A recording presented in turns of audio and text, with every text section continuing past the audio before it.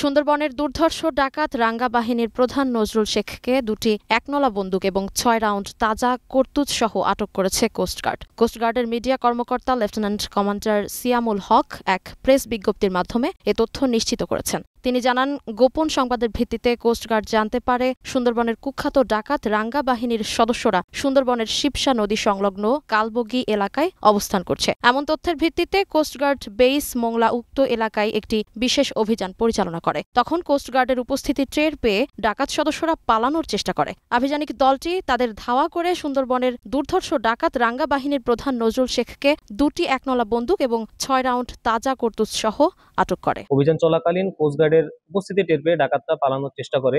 পরবর্তীতে আভিযানিক দল ধাওয়া করে সুন্দরবনের দুর্ধর্ষ ডাকাত রাঙ্গা বাহিনীর প্রধানকে দুটি একনলা বন্দুক এবং ৬ রাউন্ড তাজা কার্তুজ সহ আটক করতে সক্ষম হয়। প্রাথমিক জিজ্ঞাসাবাদে জানা যায়, আটককৃত ডাকাত নজরুল শেখ বাগেরহাট জেলার রামপালের বাসিন্দা। সে দীর্ঘদিন যাবৎ তার বাহিনী নিয়ে সুন্দরবনে ডাকাতি করে আসছিল। এছাড়াও গত ৩১ জুলাই ২০২৫ তারিখ রাঙ্গা বাহিনী সুন্দরবনের জঙ্গলবাড়ি এবং বনবিবি রিসোর্টে চাঁদা দাবি করে চিঠি দিয়ে আসে।